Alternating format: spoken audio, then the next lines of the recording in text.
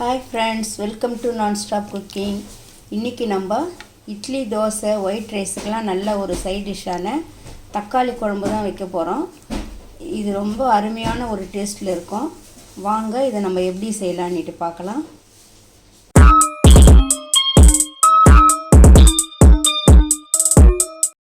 இப்போ இந்த தக்காளி குழம்பு வைக்கிறதுக்கு நம்ம ஒரு பேன் ஒன்று அடுப்பில் வச்சிடலாம்.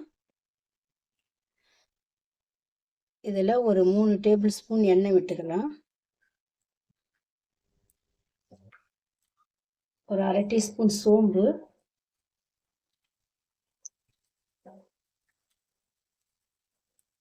ஒரு பெரிய சைஸ் வெங்காயம் பொடியாக கட் பண்ணியிருக்கேன், அதையும் இதிலே போட்டுடலாம்.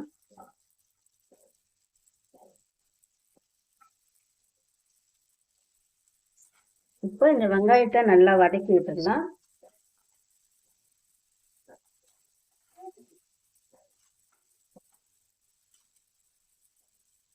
இதிலே நசுக்கின ஒரு 5 பல் பூண்டு,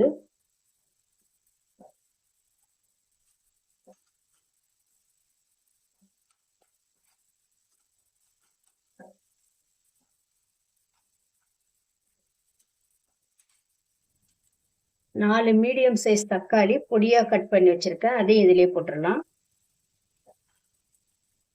இப்போ இதை நல்லா வதக்கிடலாம். இதுக்கு கொஞ்சம் சால்ட் போட்டுடலாம், அப்பதான் இந்த வெங்காயம் தக்காளி எல்லாம் நல்லா வதங்கும்.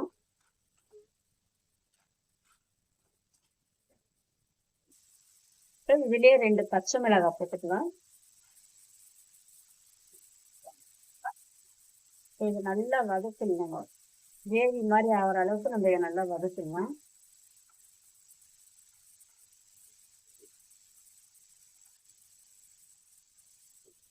இப்போ இந்த வெங்காயம் தக்காளி எல்லாம் நல்லா வதங்கிட்டு பாருங்க. இதுலயே நம்ம கொஞ்சமா மஞ்சள் பொடி போட்டுக்கலாம்.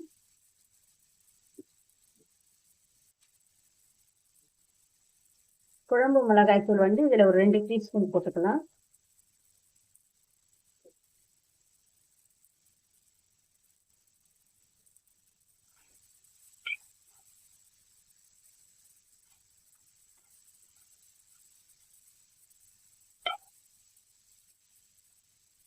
இப்போ இதுலயே நான் கறி மசாலா ஒரு அரை டீஸ்பூன் போடுறேன். நீங்க கறி மசாலா இல்லைன்னா கரம் மசாலா கூட போட்டுக்கலாம்.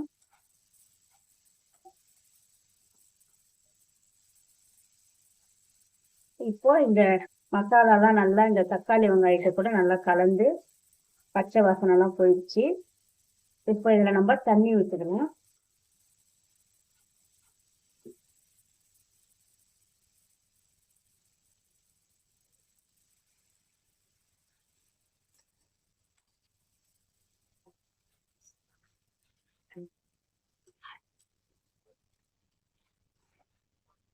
இப்போ இந்த அளவுக்கு தண்ணி விட்டுக்கணும்.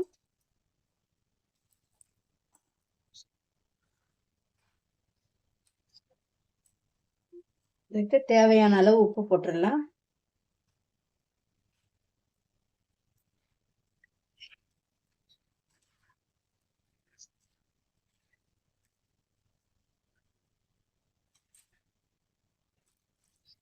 இப்போ இது நல்லா மூடி போட்டு கொஞ்சம் தீ கம்மியா வச்சு நம்ம நல்லா கொதிக்க வைக்கலாம். இப்போ இதுலயே அரிசி மாவு 1 டீஸ்பூன் நான் கரைச்சி வச்சிருக்கேன், அதையும் இதுலயே விட்டுடலாம். இந்த அரிசி மாவு போறதால கொஞ்சம் நல்லா திக்னஸ் வரும். இது இப்போ நல்லா கொதிக்க வைக்கணும். இந்த அரிசி மாவு நல்லா இதோட சேர்ந்து நல்லா திக்னஸ் ஆகிற வரைக்கும் நல்லா கொதிக்க வைக்கலாம். இதை இப்போ பாருங்க, இது நல்லா கொதிச்சு இந்த பச்சை வாசனை எல்லாம் போயிட்டு இந்த அளவுக்கு நல்லா திக்னஸ் ஆயிடுச்சு பாருங்க. இதுலயே நம்ம கறிவேப்பிலை கொத்தமல்லி போட்டுக்கலாம். அவ்வளவுதான். இப்போ இந்த தக்காளி குழம்பு ரெடி ஆயிடுச்சு. இது நல்லா ஒயிட் ரைஸுக்கு, இட்லி, தோசைக்கெல்லாம் சாப்பிட்றதுக்கு நல்லா டேஸ்டா இருக்கும்.